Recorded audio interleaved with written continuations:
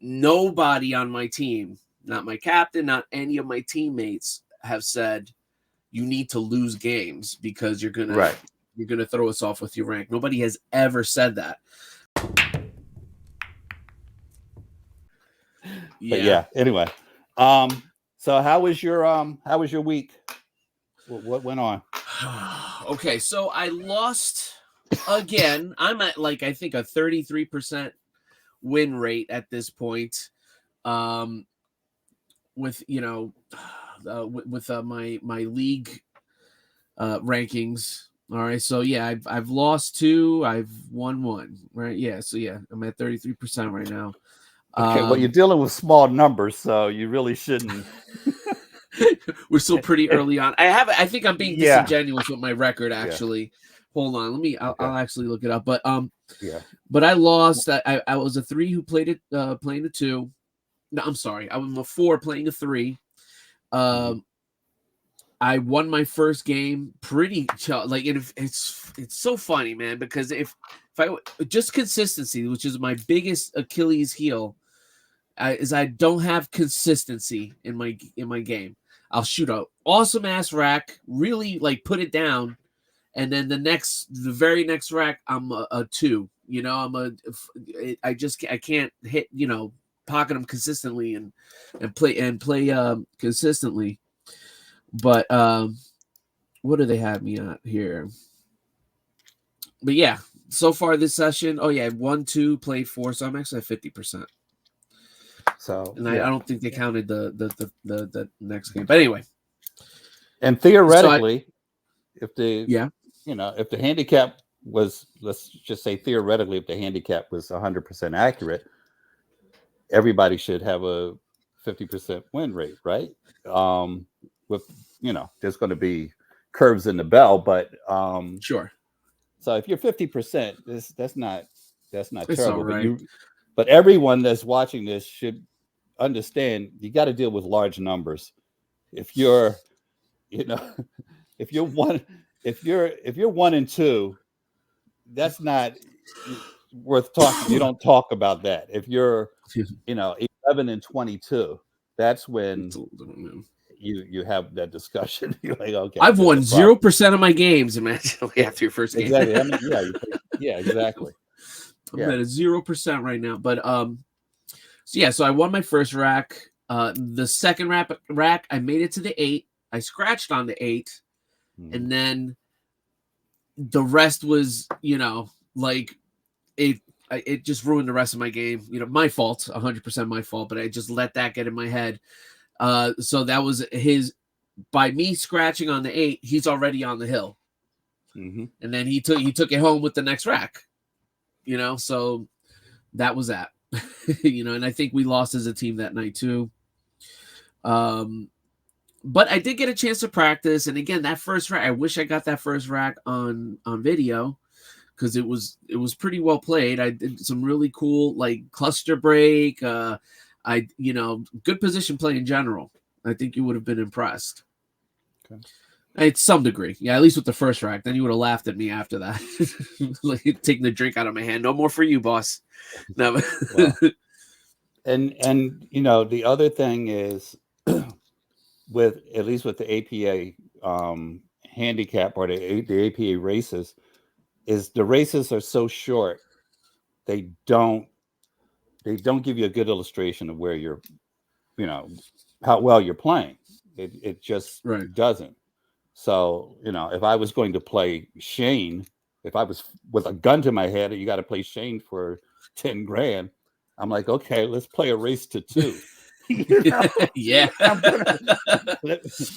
don't want to play a race to 20 and lose 18 to whatever, by 18 games.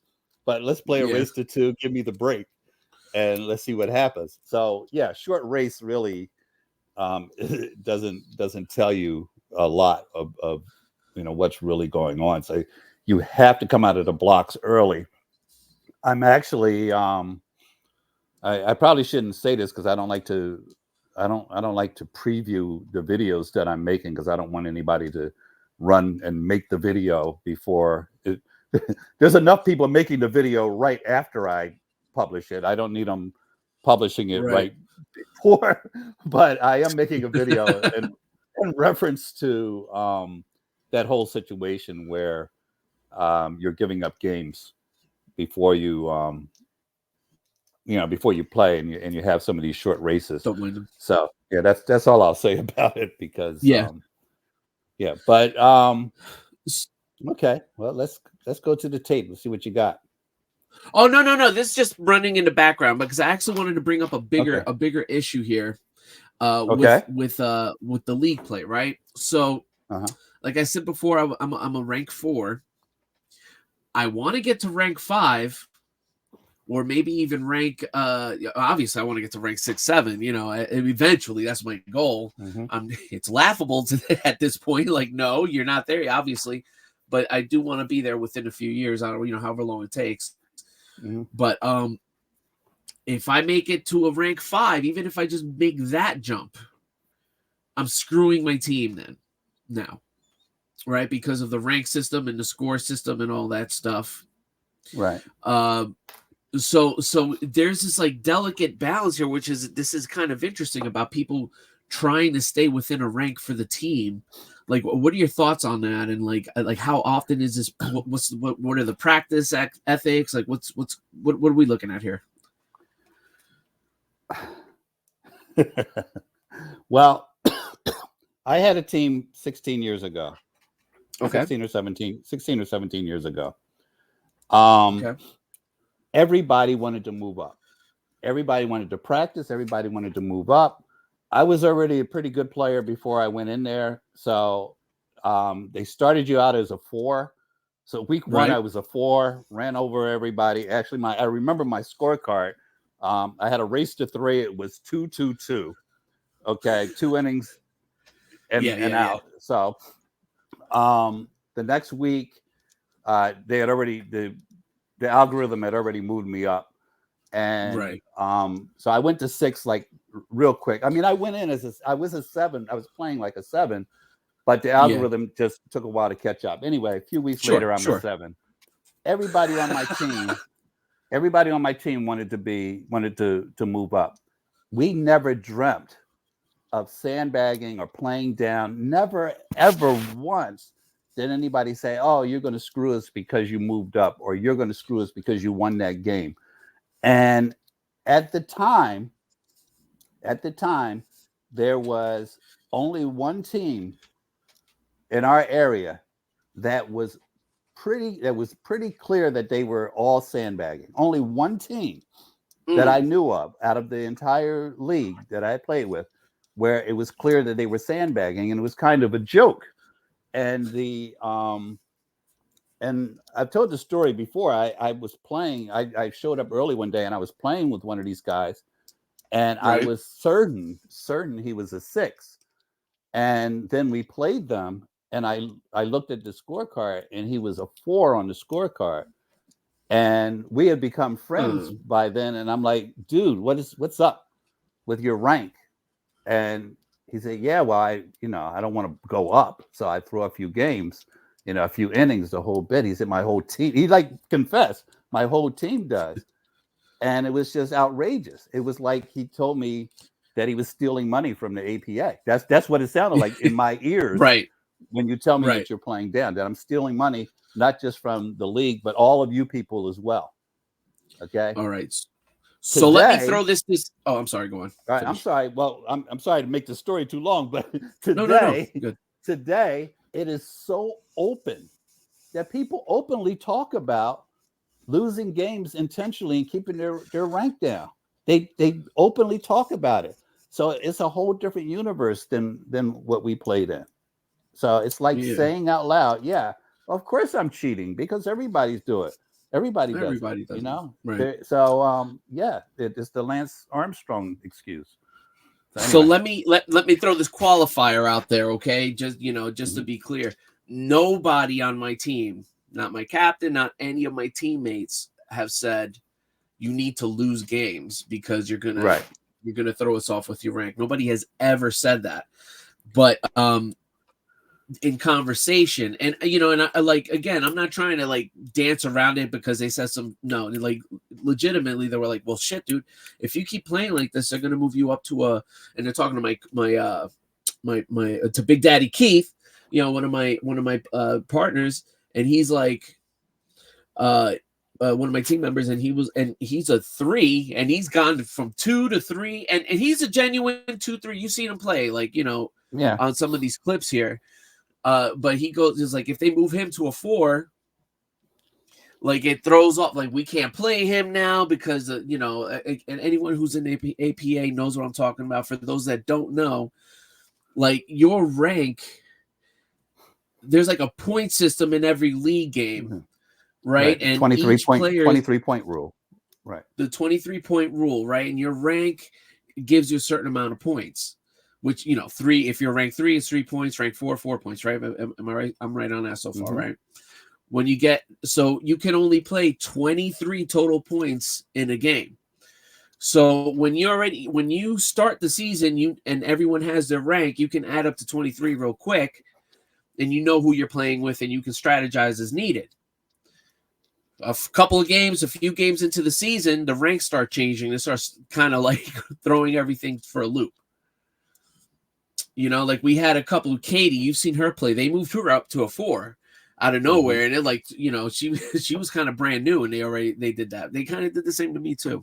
But again, to be clear, no one has ever said, you need to lose this game, because if not, we need you back at a 3. No one has ever said that. Yeah. But they do talk about it like, damn, if you go up, it fucks us. you know what I mean? Well, yeah, it screws the team. And it's understandable. I mean, people want to advance, but I will tell you something. What's that? Some people, some teams that are intentionally sandbagging, end up screwing themselves, because there is an art to sandbagging. And I'm not saying looking like you're this when you're this. There's an art in that you throw a game here or there, that game might cost you a match. So you got to be careful. I knew some guys that were this is going way back to the origins of internet poker. So we're talking the year 2003 or something like that. 2002, when internet poker just first came out. And I had a couple of guys that I knew who were bragging to me that they were playing on the telephone. So they're basically colluding. All right, they're sharing hand information, which is flat out cheating. And I laughed and I laughed and said, so how are you guys doing? They said, well, we're still losing. I said, of course you are, because collusion takes skill, almost as much skill as just winning. Playing legit. Yeah, exactly. So unless you really know what you're doing, collusion. So the same thing with the handicap system. People throw a game and it costs them a match, and so anyway, that said, you got to be careful out there. But I've had situations where a while after I had my original team, I was going to put together a team, and I did the math, and I said, I can't start a team with the people that I know, because I will never play. Because if you're a 7 and 8 ball and you've got a couple 5s on your team, the math doesn't work anymore. You've got to find 2s and 3s to fill in all those gaps. And guess what? They have to show up every week, the 2s and the 3s, or the 7 never gets to play. So I mean, you think about it. If you've got 5 4s, all right, you're just under. All right, so you throw in a couple 5s, you throw in 1 7, and the 4s can't play. So really, you got to. So I couldn't even because the people that I wanted on my team, even though they weren't super high ranked, they were people I knew, and they were, they were 4s and 5s. I'm like, you guys got to go out and find me some 2s and 3s, and then you have to hope that the 2s and 3s don't go up, because now, like I said, mathematically, the 7 might never get to play. So that screws you, and it screws the league. One of the reasons the 7s very often leave is because they either mathematically don't get to play, or it's boring, or they don't like the handicap, or they don't like the equipment. The 7 very often is a prima donna, and doesn't want to play on certain equipment. I was that way. I would go places and I'm like, I'm not playing on this shit table. Are you kidding me? It's not going to happen. And spot somebody 5 games? Are you out of your mind? I'm gonna spot you 5 games in a race to 7 on this. Right. Really, come on. Now, how about I just straight to 8? Yeah, right. Yeah, let's wrap it up. Yeah, right. So like you take a straight to 8 game, right? I think that's BCA for the most part. Isn't that? Would you say that's was that more fair, or is there a point system there that because I played in that league very, very little, and I'll be honest, at first I didn't think I was going to like it because of the layout, but it's actually awesome. The more you think about it. I don't know enough about the other leagues. I really shouldn't talk about the APA as much as I do, because the only reason I can talk about the APA is because I have cousins that still play in the league on a weekly basis. But I am so removed from these amateur leagues that I really can't tell you a lot about them. But I've seen all kinds of interesting handicap systems and scoring systems. One of my students plays in a league where there's 5 people on the team, and each person plays each other person 1 game, and then it's handicapped on top of that. And it sounds interesting. I actually like the idea, but people ask me about other leagues, and I really can't tell them. And the last time I was eligible to play APA, I played Masters, and that's just straight out no handicap, and it's 8-ball and 9-ball, and we played on 9-foot tables. But that I liked. I liked a lot. But the mid-level player, the 4s, they're going to, guys are putting together teams that have 5 7s on it, for the Masters. So what do we do? Yeah, right. I saw 2 games and you can play 3, right? It's pretty much how it goes. I saw one guy who I had played with, who was a really good player. He put out a kind of an ad, I guess is the best way to put it, like a personals ad. and he was recruiting for his Masters team. And he was basically saying, if you're not a 7, if you don't have solid safeties, if you don't run racks, you need not apply. And he was putting together a team of, I put together a team of my friends. I didn't go out and get the absolute best player. I asked all my cousins who wants to play Masters, and we ended up winning our division. But we had a bunch of 4s and 5s on our team. But there were teams that just everybody was a pretty high ranked player, and nobody's getting a spot. So anybody that complains about the APA should be playing Masters. Yeah, right. So theoretically, in APA, can you do that? This is probably a stupid question. Let's say you get 3 7s, they come in, boom, back to back. They just they 3-zip everybody, and then they can forfeit the last 2 games and still come out winning. Or is it there's got to be a rule against that? In theory, you can just come out and you're under 21 points, right? If you play your 3 7s. Yeah. But in reality, you're at 21 exactly. Yeah. In reality, your 3 7s aren't going to just come and run all over everybody, because they're still handicapped. So the sevens aren't going to automatically win because they're sevens.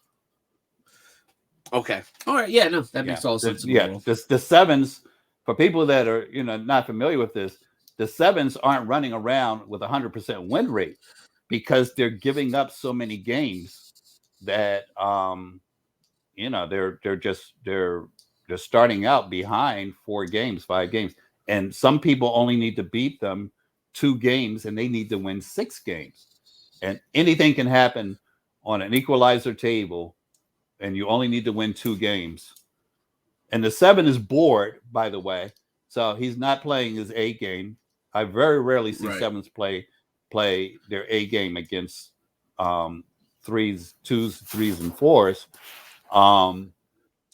Unless when they're playing other sevens, that's when they bring it out. But they're very often bored. I knew a guy that played the most difficult side of the rack anytime the table was open. So if somebody broke and the stripes